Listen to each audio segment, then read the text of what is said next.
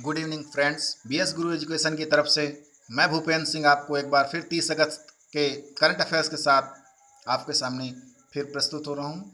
देखते हैं फ्रेंड्स, आज के काफ़ी शानदार न्यूज़ हैं जो आपके एग्ज़ाम की दृष्टि से काफ़ी इम्पॉर्टेंट होने वाले हैं, या इन न्यूज़ के आसपास आपके परीक्षा में आने वाले सवाल इस इन न्यूज़ से बन सकते हैं। चलिए देखते हैं आज का करंट अफेयर्स।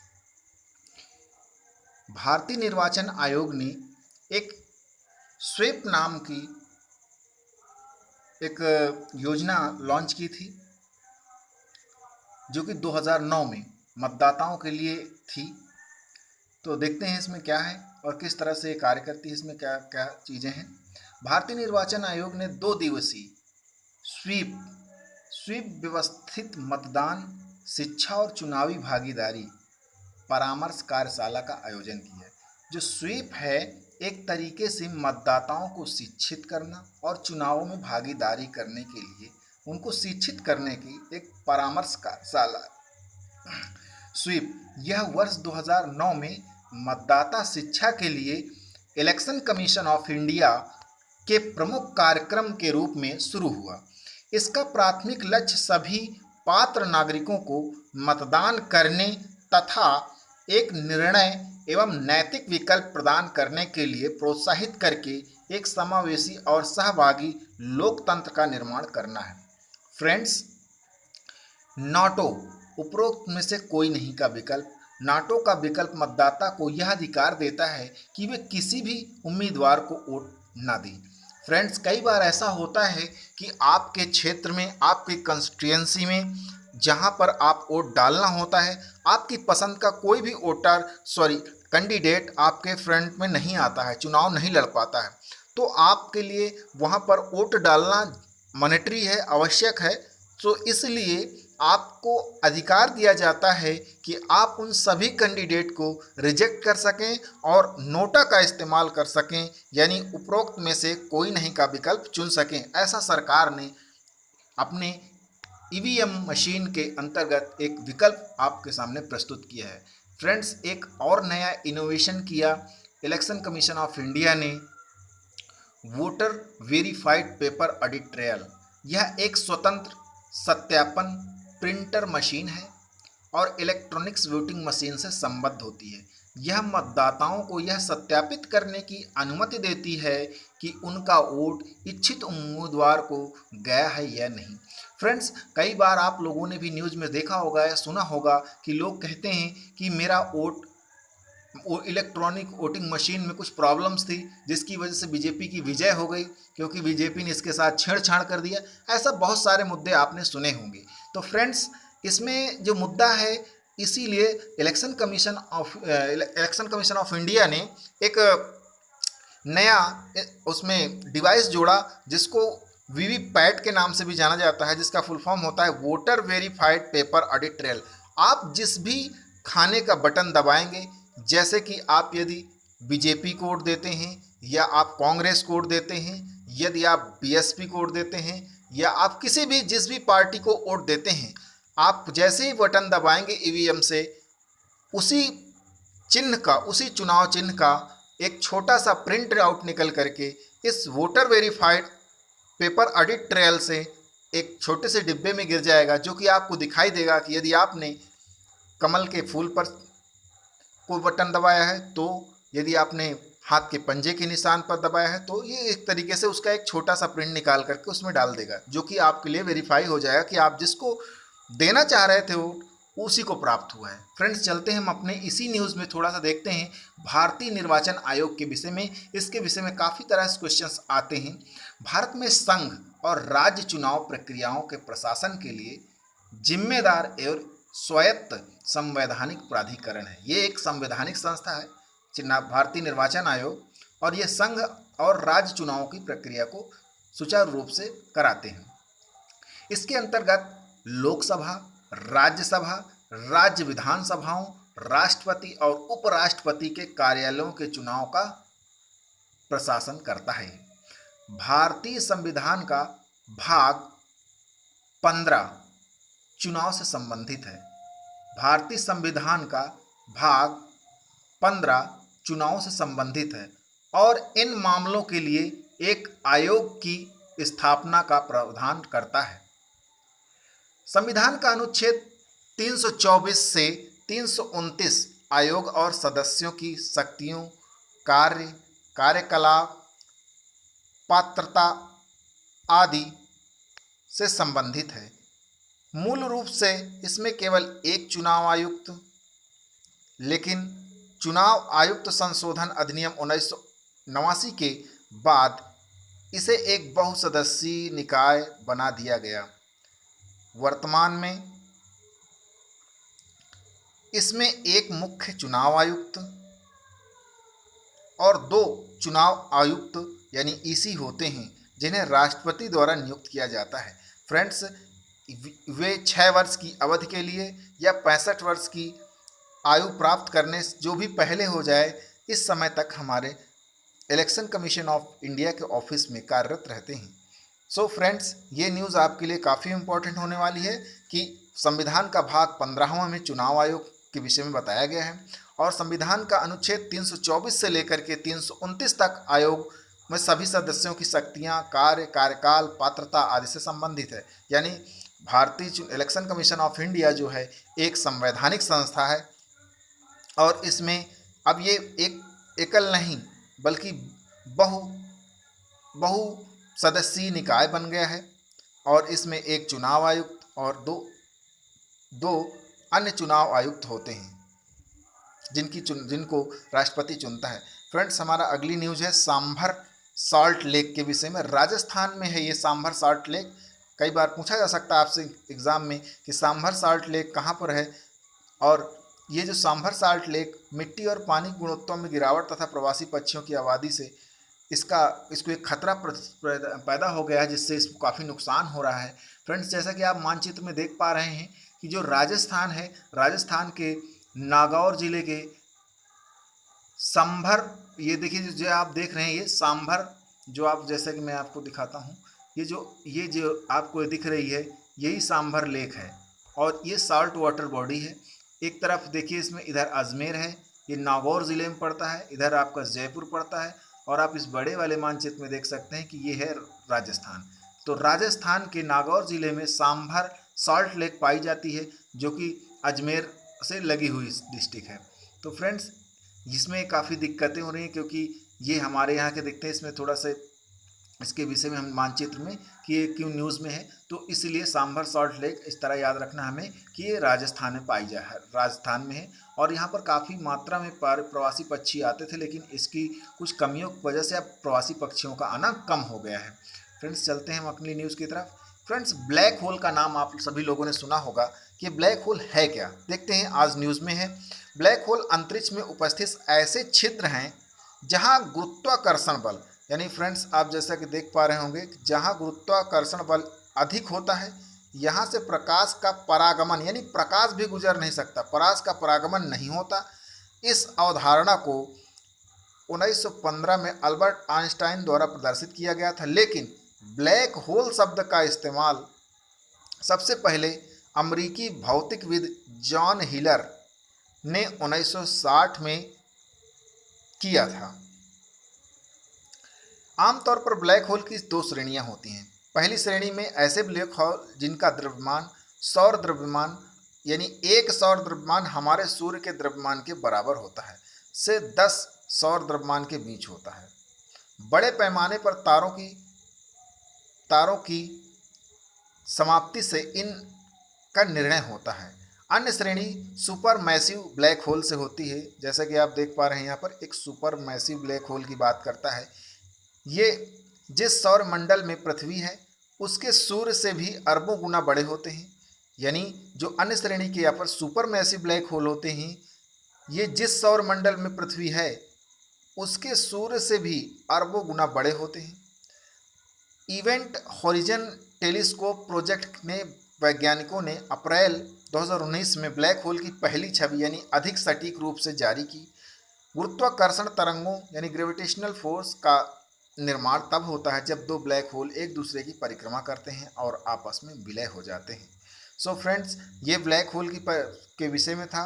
आप ब्लैक होल के विषय में जैसा कि जान समझ सकते हैं कि ये एक ऐसा है, ब्लैक होल एक अंतरिक्ष में उपस्थित एक छिद्र होता है जहाँ पर मतलब गुरुत्व बल बिल्कुल इतना अधिक होता है कि वहाँ से प्रकाश भी नहीं गुजर सकता। जब प्रकाश उस वहाँ से गुजरता नहीं तो वहाँ जब जहाँ से भी प्रकाश नहीं गुजरता वो चीज़ें हमें दिखाई नहीं देती। तो फ्रेंड्स इस तरह से ब्लैक होल हमें दिखाई भी नहीं देते और वहाँ उसमें कुछ ऐसा इतना ज़्यादा वहाँ गुरुत्वाकर्षण होता है कि वो सारी चीज़ों को अपनी तरफ खींच लेते हैं। इन्हें हम ब्लैक होल के नाम से जानते हैं। और फ्रेंड्स इसे जॉन हीलर ने, जैसा कि मैं अभी बताया हूँ, जॉन हीलर ने 1960 में खोजा था। उन्होंने नाम दिया था इसे ब्लैक होल। खोजा इनको 1915 में अल्बर्ट आइंस्टाइन ने था। सो फ्रेंड्स इस न्यूज़ से आगे बढ़ते हैं हम अगली न्यूज़ की तरफ में। काजिंद 21 काजिंद 21 भारत कजाकिस्तान संयुक्त प्रशिक्षण अभ्यास का 5वां संस्करण है जो कि कजाकिस्तान में हो रहा है। देखते हैं हम इसके विषय में, कजाकिस्तान के विषय में।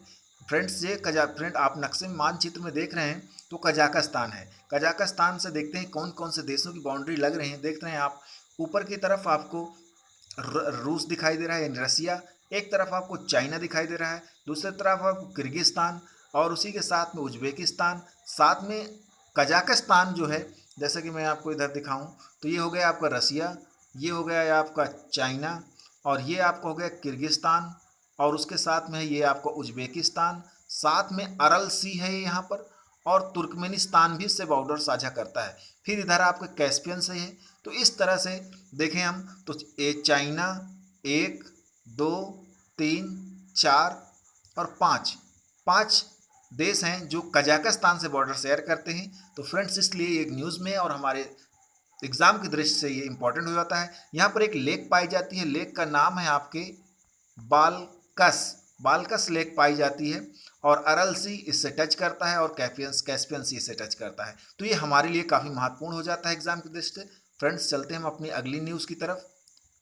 इंड फ्रेंड ये जो इंड है आपका, जो ये इंड नाम का देख पा रहे हैं आप, ये जो इंड है ये एक हरिकेन है और हरिकेन इंड अमेरिका के लुइस में टकराया है। यह एक अत्यंत खतरनाक 4th श्रेणी का हरिकेन है और अमेरिका के अब तक के सबसे शक्तिशाली तूफानों में से एक है। काटरीना 2005 के हरिकेन की तबाही के बाद बनाए गए सैकड़ों मील से लंबे सेतु के लिए भी इंड हरिकेन एक बड़ी चुनौती है। प्रमुख बिंदु कुछ हैं इस तरह से हरिकेन से संबंधित। हरिकेन पृथ्वी पर सबसे अधिक शक्तिशाली और विनाशकारी तूफान होते हैं।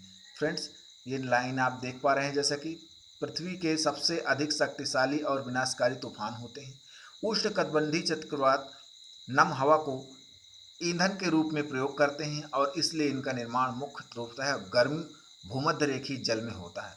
विश्व के कुछ महत्वपूर्ण चक्रवातों के विषय में नाम को जानते हैं हम। टाइफून, हरिकेन, विली विजिल, उष्णकटिबंधीय चक्रवात। तो इस तरह से हमारे कुछ नाम हैं जो हमें बताते हैं कि किस तरह से ये हरिकेन है और जो अमेरिकी क्षेत्र में आने वाले तूफान होते हैं उन्हें हरिकेन का नाम दिया जाता है। फ्रेंड्स इनमें इनकी वायु की तीव्रता के अनुसार इनको 5 कैटेगरी में डिवाइड किया गया है। सबसे कम को फर्स्ट में और सबसे अधिक को 5th में रखा गया है और जो कि ये हरिकेन है, इंड हरिकेन है, वो 4th श्रेणी का है। फ्रेंड्स चलते हैं अपनी नेक्स्ट न्यूज़ की तरफ। प्रधानमंत्री जन धन योजना।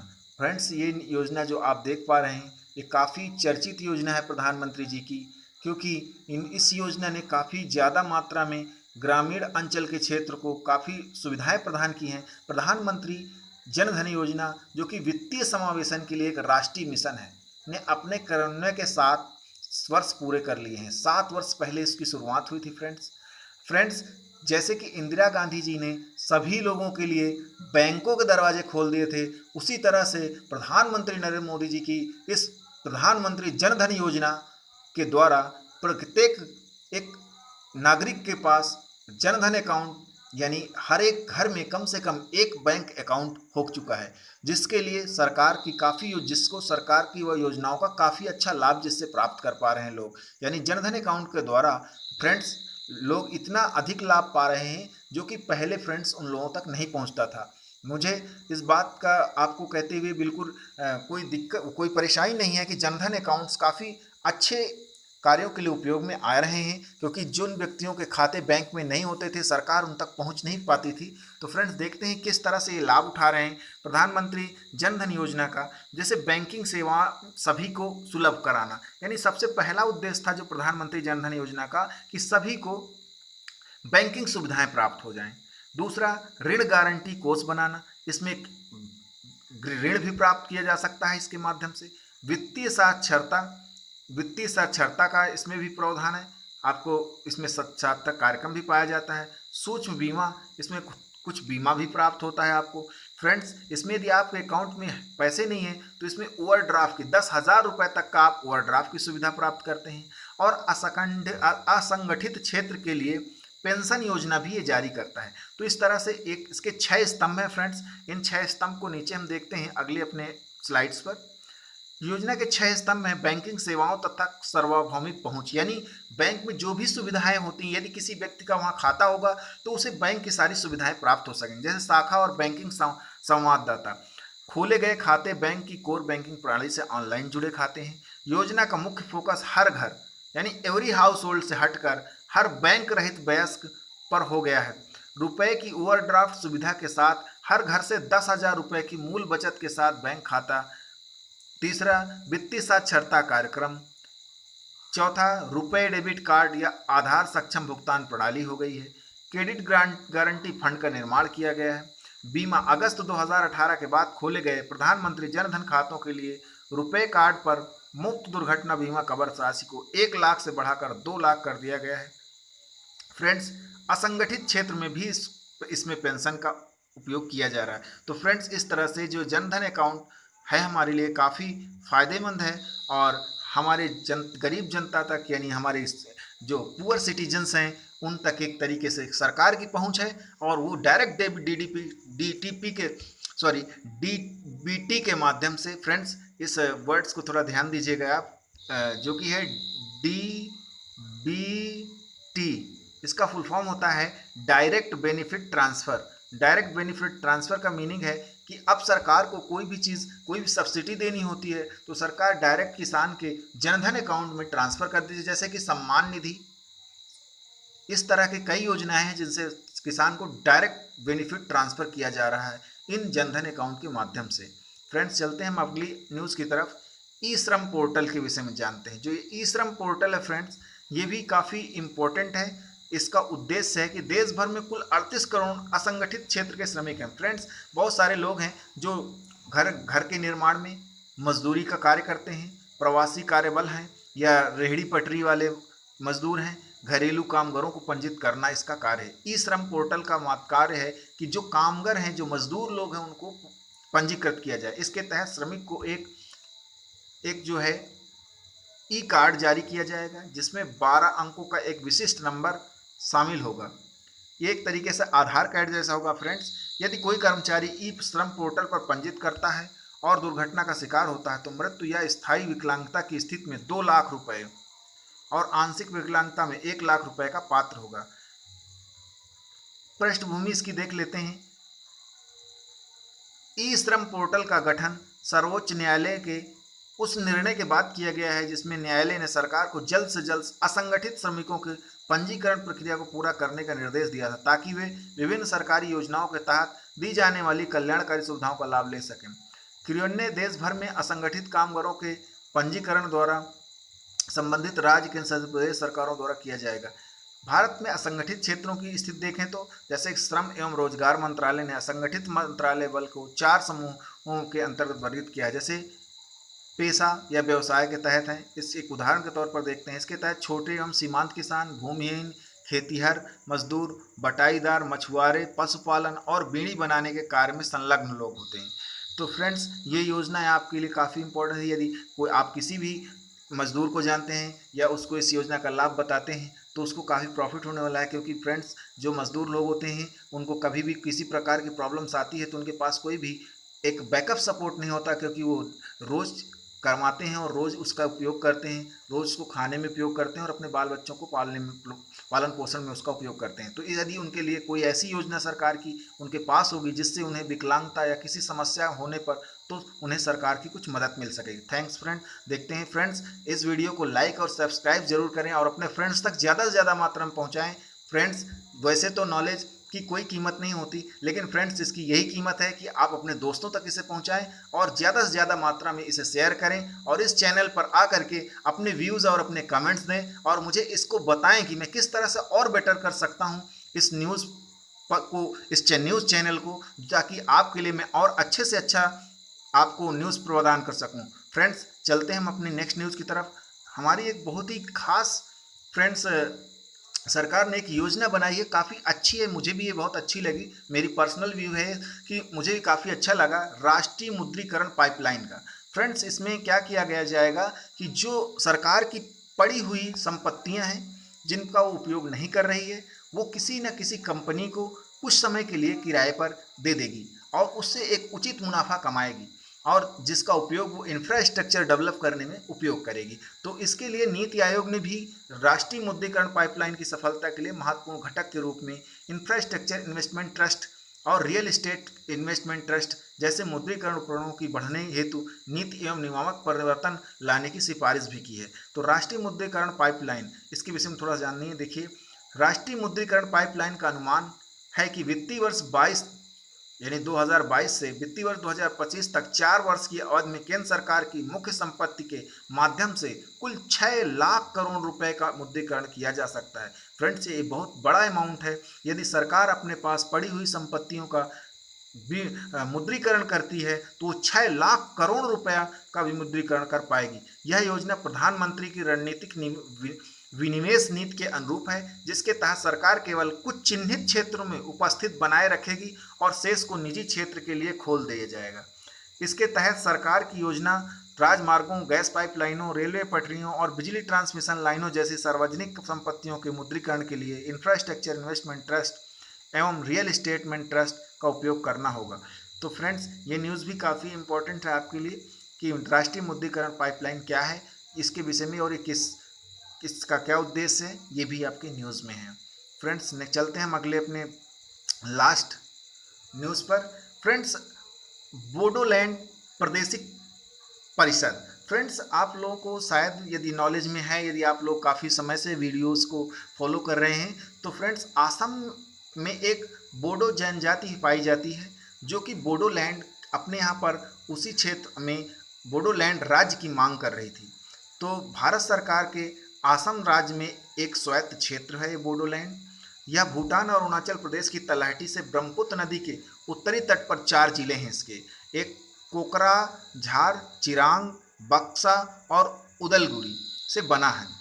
2003 के समझौते के तहत गठित बीटीसी यानी बोडोलैंड टेरिटरी काउंसिल जो है, प्रादेशिक काउंसिल के अधिकार क्षेत्र में आने वाले क्षेत्र को बोडो प्रादेशिक स्वायत्त जिला कहा जाता है। बीटीसी छठी अनुसूची के तहत शामिल क्षेत्र हैं। हालांकि बीटीसी यानी बीटीसी बोले तो बोडोलैंड प्रादेशिक परिषद छठी अनुसूची के तहत संवैधानिक प्रावधान का अपवाद है, चूंकि इनमें 46 सदस्य हो सकते हैं, जिनमें से 40 निर्वाचित होते हैं। इन 40 सीटों में से 35 अनुसूचित जनजातियों और गैर आदिवासी समुदायों के लिए आरक्षित हैं, 5 अनारक्षित हैं तथा बाकी 6 बीटीएडी के कम प्रतिनिधित्व वाले समुदायों से राज्यपाल द्वारा नामित किए जाते हैं। स्वायत्त जिले और क्षेत्रीय परिषदें एडीसी के साथ छठी अनुसूची एक स्वायत्त क्षेत्र के रूप में गठित प्रत्येक क्षेत्र के लिए अलग क्षेत्रीय परिषदों का भी प्रावधान करती है। कुल मिलाकर पूर्वोत्तर में 10 क्षेत्र हैं जो स्वायत्त जिलों के रूप में पंजीकृत हैं। 3 असम, मेघालय और मिजोरम में हैं, 1 त्रिपुरा में है।